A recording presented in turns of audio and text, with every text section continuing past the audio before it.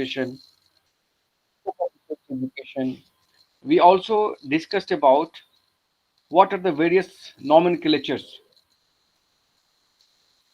given to distance education. One system, but different names. Various names are associated with distance education. Then we also discussed about uh,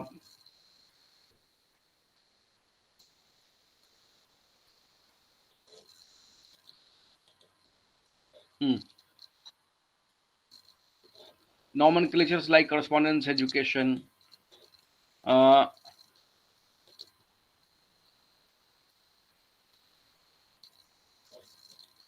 external studies, continuing education, self-instruction, flexible learning, distributed learning, virtual learning, proximate education, online learning, virtual learning, blended learning. So all these are part of one system, which is given various kind of names, various names. Okay. And we also discussed about types of open distance education institutions. We discussed about single mode institution. We discussed about dual mode institutions, and we also discussed about consortium. Then we also discussed about what are the perceived differences between face-to-face education and how different kind of vocabularies are there for the face-to-face education and audio education, how both are different from one another. Okay, each and every vocabulary which are used in distance education has certain context and certain justification. For example, in distance education, the materials what we provide to the learners are called. Can anyone tell me what those materials are called? What we provide to our learners in distance education system? Those materials are called self-learning materials. Self-learning materials. While in face-to-face education, what is happening? Textbooks are provided. Textbooks are subscribed. Books are advised to learners for their references. So there are certain textbooks which cover a particular curriculum offered by any kind of face-to-face or conventional mode of education. In distance education system, what we provide a package which is called self-learning material. And those learning materials may be in a printed form, maybe in audio video form, maybe any other digital form. But those all materials are specially designed for our distance learners. And main purpose of those learning materials are self-study, self-learning. Those materials are designed in such a way that learners should feel that teachers are present in the self-learning material. Although in distance education system, learners are self-dependent, they are involved in independent study, they enjoy a lot of autonomy, they are not dependent on teachers, so they are learning on their own. Yes, there is a interaction between teacher and learners, but there is a very limited kind of interaction. In a classroom setting or face-to-face teaching, what is happening? Every day we are going to university or colleges to attend the classes. But distance education system, there is a very less scope or very minimum scope for interaction between teacher and learners in a face-to-face mode. Okay, and the learning materials what we provide is called self-learning materials. And the materials or books which are provided in a face-to-face education, those are called text books. Okay, These things we have discussed, and we also discussed about uh, India, and we discussed about how distance education came into India, what were the condition situation after the independence. Have we discussed this point? Maurice, can you recall? Yes, sir. Yeah. What were those points what we have discussed in the context of India? We discussed how the distance education came into in Hmm. India Yes. before independence and Hmm. after independence. Yes, sir. We've Okay. covered that. Yeah, yeah. And we also talked about various features of open distance education, like it has no upper age limit. There is no pre-qualification required for getting admissions. There is a openness in with regard to place of study and time of study. There is a flexibility in a selection of courses. Okay. uh, we also discussed about use of various kind of educational technology for teaching and learning purposes in distance education system. Okay. Then we also discussed about multiplier effect. We discussed about paradigm shift, how this system is called as a paradigm shift from the conventional mode of education. Just give me one example, how you can say that distance education system is a some sort of paradigm shift from the face-to-face education or conventional mode of education. Only one example.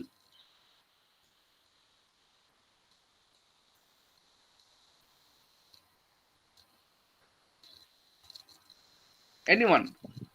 Now floor is open. Okay, Anyone can come up. okay, sir. When we say Yeah. paradigm shift, it means it's a change from the face-to-face mode to distance education. And the first thing that I've suggested that is the methods that are used in presenting the content to the learners. We use online, we use virtual discussions. So it's a shift from the traditional method. Very good. Very good. It means you're talking about use of technology. Like in face-to-face education, the use of technology or media is not much as it is in a distance education system. In distance education system, it is media which always play a bigger role, a very important role. In conventional mode of education, what is happening? There is a campus, there is a classroom setting where teachers come, learners go, attend the classes, and both are at their home. Again, next day, same thing is happening. But those kind of interactions are not available in the face-to-face education, and those interactions are happening through various kind of media and use of technology. Like, for example, we are interacting online using the media. This scope has been created in this, although uh, in face-to-face education during the COVID time, they also went for the online education or online classroom. But this is a medium which is associated with exclusively with the distance education system, because it is distance education system which is, I mean, fully dependent on use of media and technology. Like in correspondence education, which media was mode of main communication? The postal services. Yeah, postal services, and it was a print medium. Print was the media. But after that, what happened? We started using audio, video, radio programs. TV broadcasters started to happening for the uh, teaching and learning of the students. So this was a shift. Now we are going online. We are interacting online. Our we are learning our digital materials. We are using digital learning materials. We are watching videos. We are listening to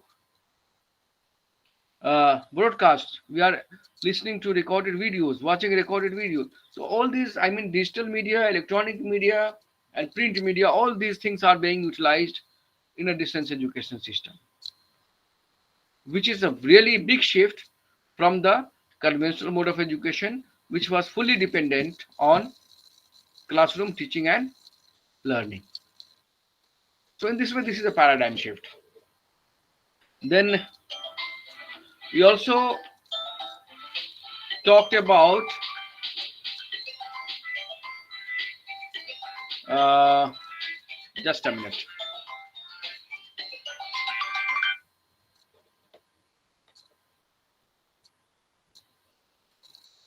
Different type of institution, single mode, dual mode institution, then consortium. Then we discussed about various differences, conceptual differences, and perceived differences between face-to-face education and open and distance learning. Okay. Then we also discussed about what? Let me recall the topic. Open. A generation of distance education in the context of India, where we discussed about what was the educational uh, condition in India when India got independence from the British Raj, British imperialism, because you all know that India was a British colony, which ultimately got independence in 1947. But when it got independence, there was a various educational problems, social problems, educational problems, economical problems.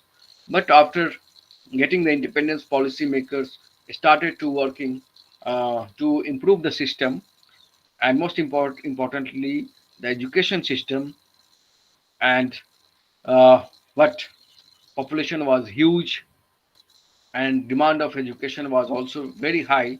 So it was very tough for Indian government to fulfill the educational needs of the people, mass number of people, through conventional mode of education, because conventional mode of education had very limited infrastructure, limited number of teachers. So they started thinking of an alternate kind of mechanism or system, so that maximum number of learners can be enrolled in a educational program, and ultimately distance education system was one of the options before them to adopt. And finally, what this did, they started to decided to start correspondence education in India. Can anyone tell me which was the first institution in India to offer a correspondence education program? Which was the first university in India which offered their educational program through correspondence mode? I think I had discussed it in the previous classes. University of Delhi. It was a University of Delhi which started correspondence education program in 1962. 1962. This was the first university in India to start a correspondence education program. Then we discussed about establishment of UK Open University. Where is that? Can anyone tell me UK Open University? It was the first open university to be established, I think, in worldwide. Yeah, that was the first open university in the world, full-fledged open university in the world, exclusively set up to offer distance education program. And it was set up in 1969. And after establishment of UK Open University, uh, many developing countries started to thinking very seriously to set up distance open universities. And first, and many developing countries started working on it, and India was one of the main country to start working on that. And ultimately, Indian state, which is called Andhra Pradesh, set up first open university in India, a state open university in India. Can anyone tell me which university was that and which year it was established?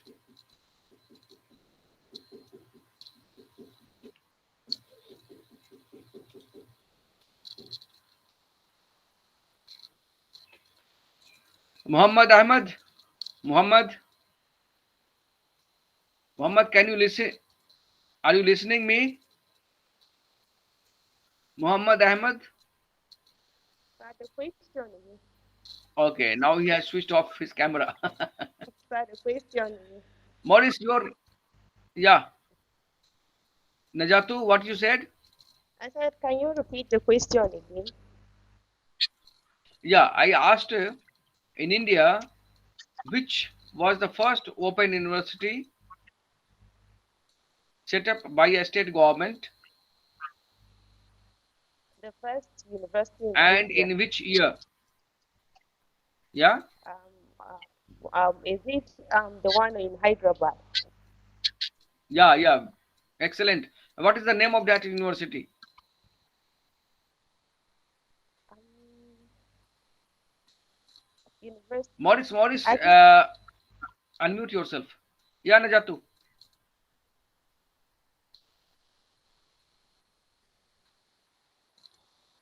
Yes, it was set up in Hyderabad, and that university was called Andhra Pradesh University. Andhra Pradesh. Good afternoon, sir. Yeah, good afternoon, Mohammed. How are you? I'm fine, sir. I'm sorry for the disruption. Okay, I had asked one question. Can you answer that? No, not yet, sir. I asked you. I put a question before you people. Which university was the first university, open university in India? Open Indira university Gandhi National in Open India. University. Yeah? Indira Gandhi National Open University. No, it was the first national open university. Okay, sir. And it was not a first open university, it was a national open university which was set up in 1985. But Okay, before sir. that, before this university, a state open university, because you know India is a big country which has Yes, sir. many states. Okay, Okay, sir. so one state came forward and it started its own open university in 1982. Okay, sir. 1982, and that university was called Andhra Pradesh Open University. Okay. Just note down, Andhra Pradesh Open University was Okay, established thank you, sir. in 1982, 1982. and it was first state open university. Okay, Okay, thank you, sir. okay, and then talk about IGNO. It is a national open university, Okay. which is called Central Open University, National or Central Open University. It was Okay, thank you, established, sir. yeah, it was established in 1985. 1985. Yeah, Okay, thank you, sir. okay. Like,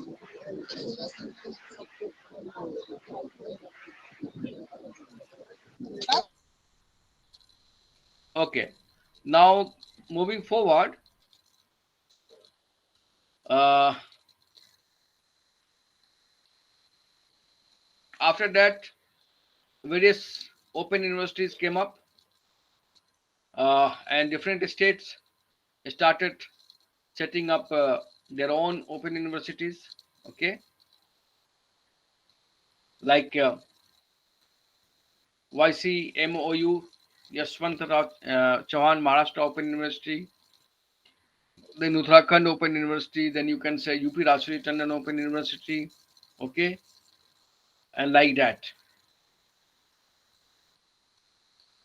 So these things we had discussed in the previous, I mean, class. Today what we are going to do is that we are going to discuss social credibility and justice. How many of you think that education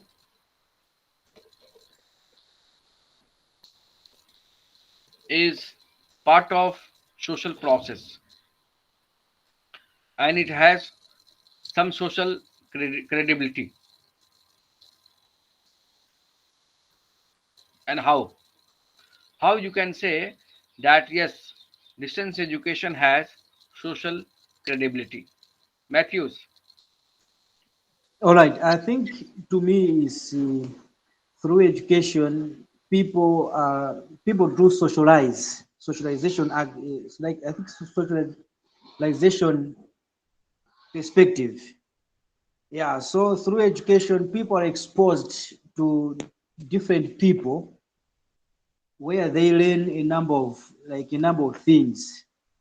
Yeah, so it becomes the social credibility because of the aspect of socialization. That's my understanding.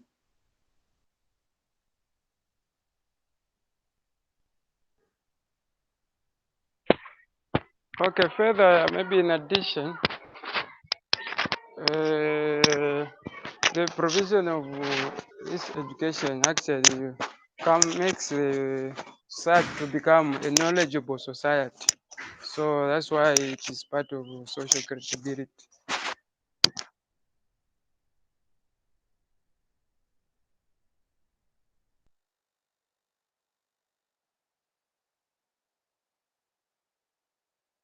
Unmute yourself, sir.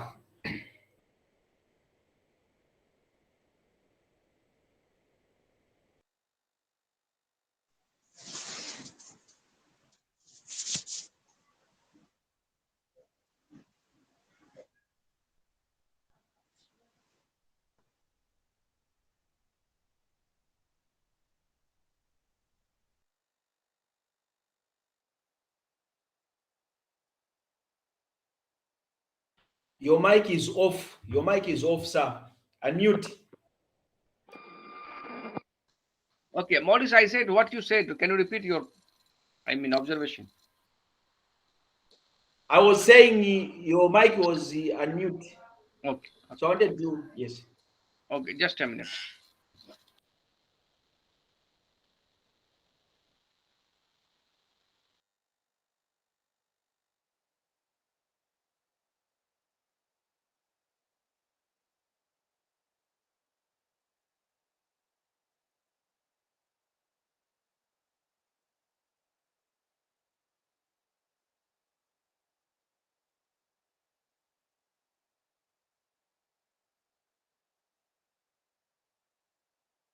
See, for any kind of society, knowledge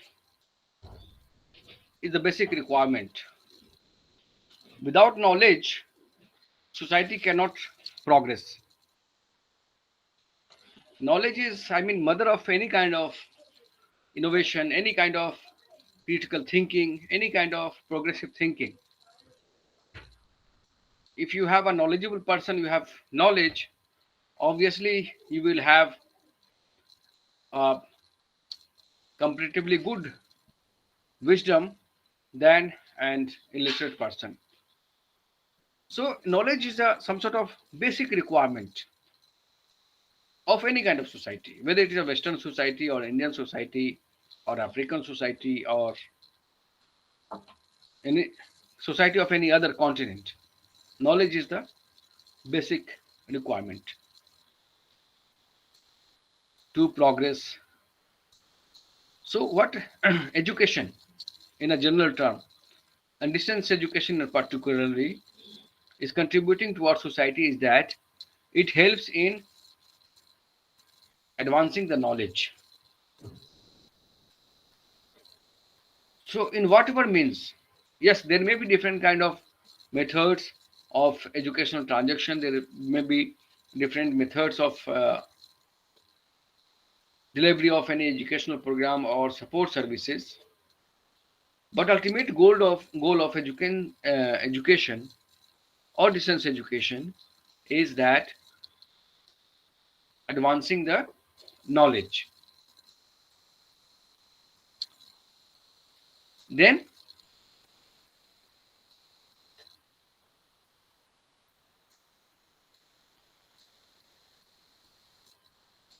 skill. Yeah, not only the conceptual knowledge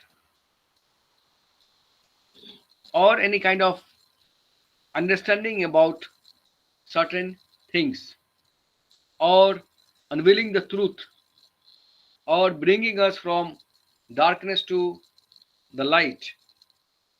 Okay, enhancing our learning experiences or level of learning. It helps in creating a mind which raises questions, which try to find certain reasons behind something happening, normal or abnormal. So the first and foremost contribution of education or distance education to make it relevant to society, or saying that it has some credibility to our society, is that advancing of learning or advancing of knowledge. That is the first. Number two, skills. You cannot live with only knowledge, but skills are equally important. If you are having certain kind of knowledge, but if you are not able to transform those knowledge into action, that knowledge will have no meaning. So distance education or any kind of system not only provide you knowledge, not only increase your learning, but it also enhances your skills, so that what you can do, you can be productive, you can come out with certain kind of outcome, you can come out with certain kind of product. Okay, so don't you think that production is part of the society?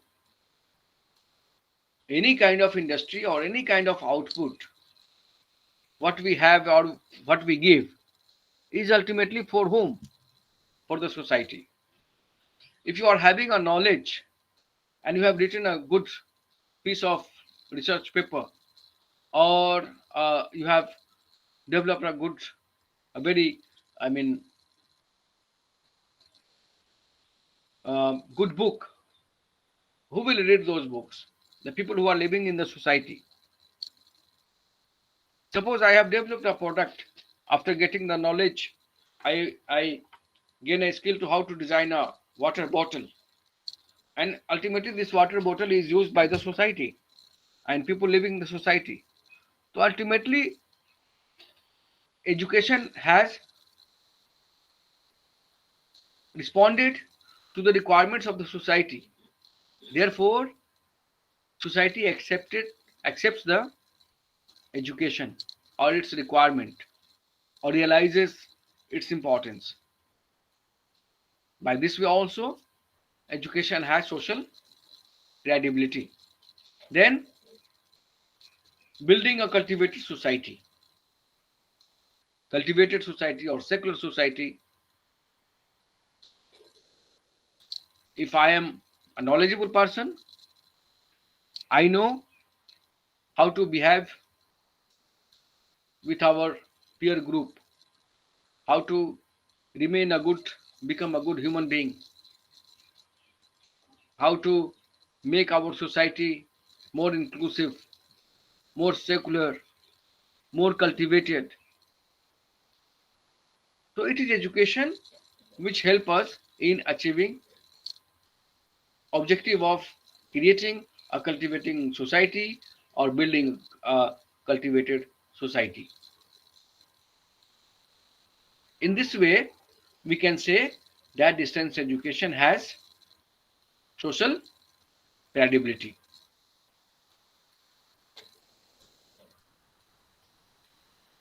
Okay. Now I will move to the next topic. Acha, and most importantly, I talked about education plays a very important role in imparting skills. Skills is not only limited to giving some sort of output or coming out or some sort of product. Skills means various kind of skills, like communication skills. If you are a knowledgeable person, if you are educated person, your level of communication or style of communication will be different from a illiterate person who is not educated. So education helps in imparting our communication skills as well. Then intellectual skill, specialized skills I talked about. Okay. Now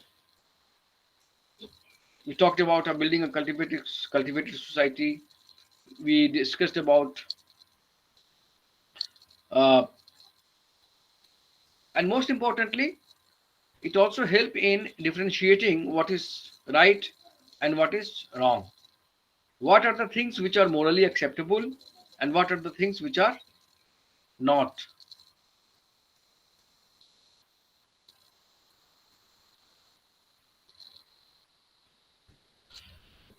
So these are the skills which distance education uh, contribute or transform or transmit to the person or an individual who are living in a particular society.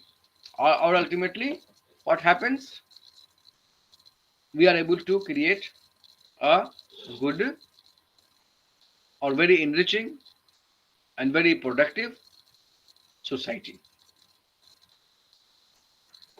Now I shall be coming about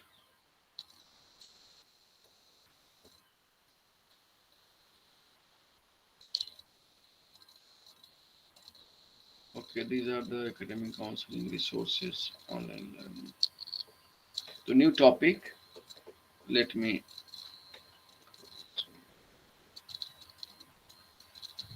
Acha, one more thing which is very much important aspects of distance education system is learner support. What do you mean by learner support?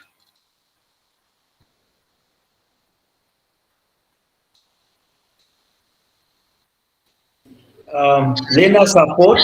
These are services given to the learners, Hmm. e.g., maybe the informational services of the institution, academic, yeah, these are just Okay. services. Okay.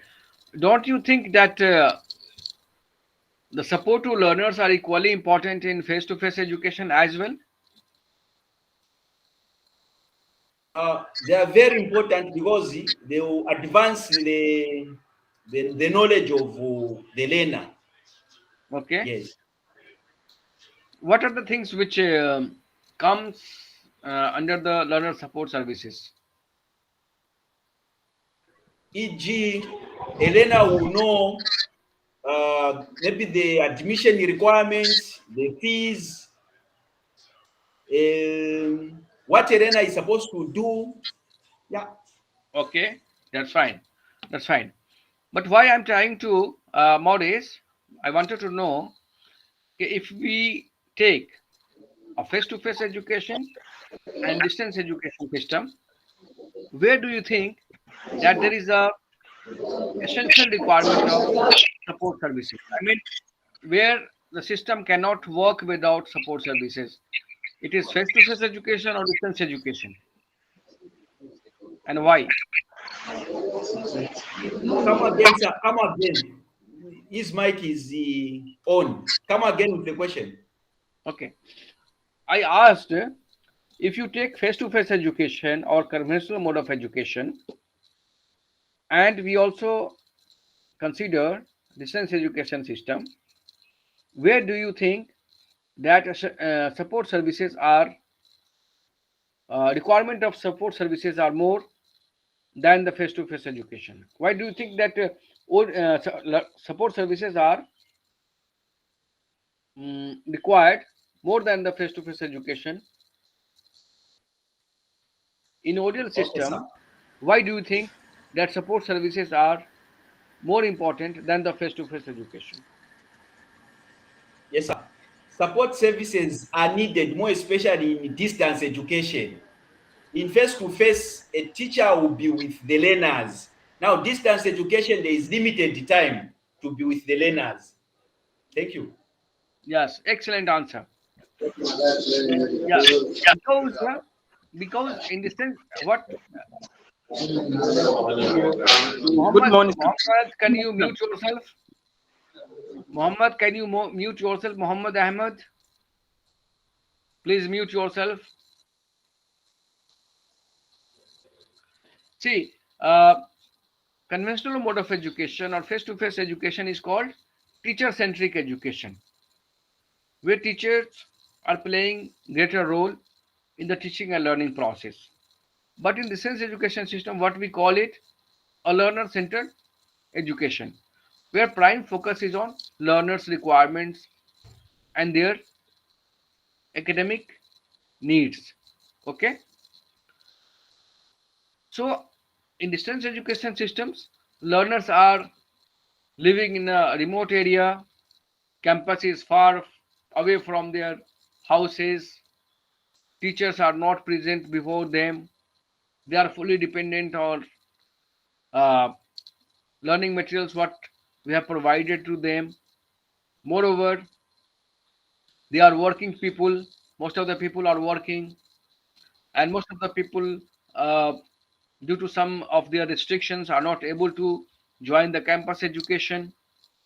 Women learners are plenty in the distance education system. So distance education system has certain limitations in terms of interaction with the teachers or face-to-face interaction with their peer groups. So they have different kind of queries. There are different kinds of queries, like they will ask when our learning materials will be dispatched, how I am supposed to write the assignments, when our exams is going to happen, what is the last date of submitting the assignments, when I shall get the degree. So queries are enormous, plenty of queries, and those queries are not going to be easily resolved because they are not coming to the university. They are at their home and they are busy in their studies. They are working people. They may be sitting in the office and attending the classes. So their queries are enormous, and those queries have to be addressed. And how those queries will be addressed? If there is a provision for the learner support services. So therefore it is said that learner support services or ODL system cannot work without the learner support services. So in this way, learner support services become very much essential component of distance education system.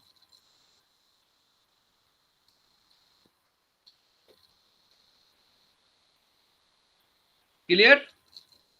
Maurice, am I able to convey? Yes, sir. Yes, sir. Okay.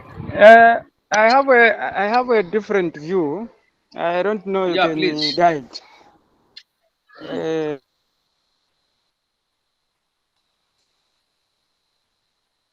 Arena Yeah, support is go ahead. given almost on everyday basis. Yeah, because you find that when students go for studies, for classes, for example, they will be guided on each and every activity that they will be doing. So I'm thinking a distant education, learner will be alone as long as the material is provided and instructions are given. It can even take months without any support. But with full-time students, every day are supposed to be guided what they are supposed to do, what they are supposed to do. So that's my thinking to say this learner support is actually administered mostly with That is the the point. See, traditional learners. Zebedi, that is the point why what I was Yes, making. sir. Our learners require more support Hello. services in comparison to face-to-face learners. Distance learners are supposed to be guided or supported more in comparison to face-to-face education. That is the point why I was making. Because distance learners are having limited kind of options to interact with their teachers or to go to their universities and get their queries resolved. So in that way, support services are very much essential. In face-to-face education, because learners are going to the university daily basis or attending the classes, you have and their queries are resolved on the daily basis in a face-to-face mode. But our distance learners are not going to attend the classes, they are not going to the universities. So there has to be, there must be a better support services or very, I mean, strong support services to help the distance learners.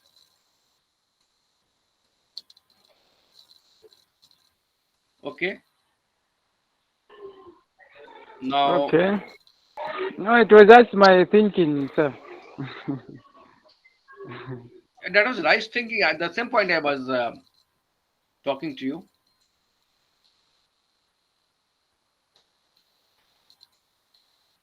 Maybe, Okay. sir. Hello, Yeah. sir. Yeah. Yes, I'm looking at it in this way. We have a distance learner, and we know the attributes of a distance learner. And here is a pupil like a grade 3 who needs more support services, learner support services. Is it a secondary school pupil or a distance learner?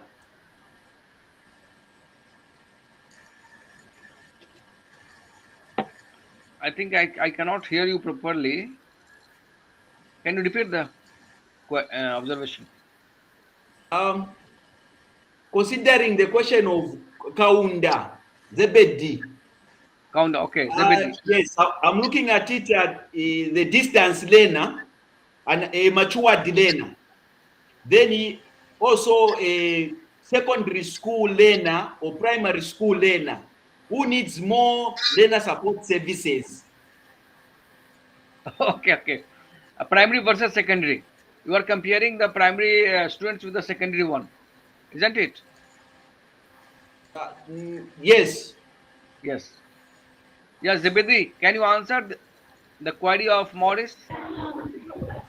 Yeah, I think he's thinking the same line with me because, for example, me, I'm a distant learner. Then there is also someone who is maybe doing senior secondary full time. So the question now is who needs more support? The adult learner who is under distance education or this senior secondary pupil who is in full time. So that's the question he's posing. So to me, the one who is full time like that pupil needs more support. Unlike this, someone who is matured, who is an adult, because that adult will have self-discipline, will have higher level of understanding. So this one who is in full time senior secondary will need more support than an adult who is on distance learning.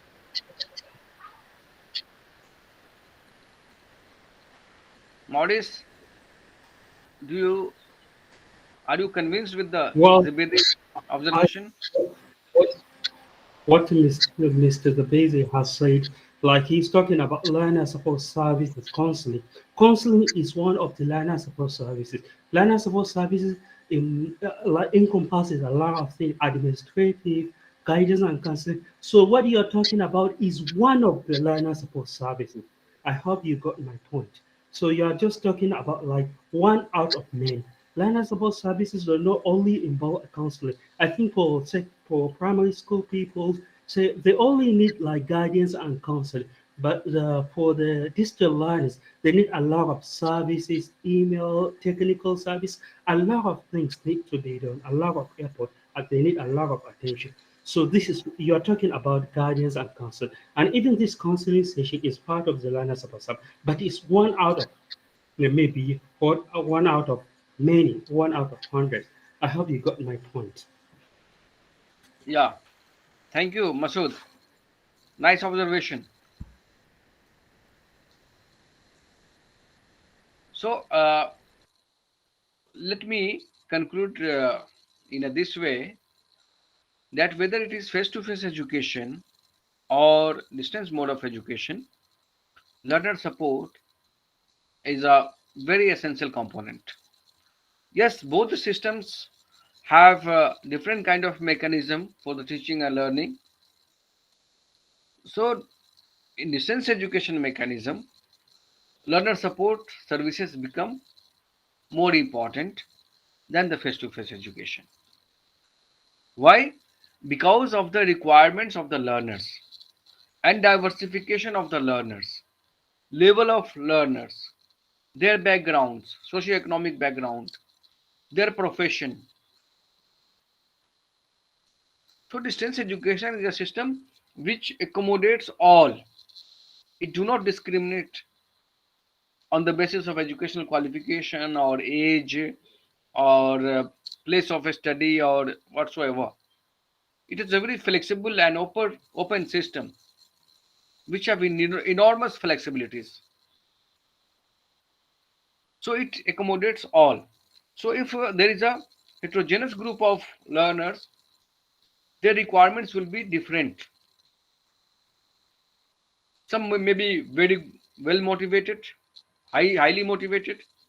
They may not require support services, but there may be some people also who require a lot of support. So in this way, we can say, yes, distance education system accommodate a people from heterogeneous group, from different culture, different background, different educational qualification, different age groups. So obviously, there will be a number of queries or kind of queries will be enormous. Therefore, in this system, learner support becomes a very integral part of the overall system. Therefore, that is why many distance educators or distance education practitioners say that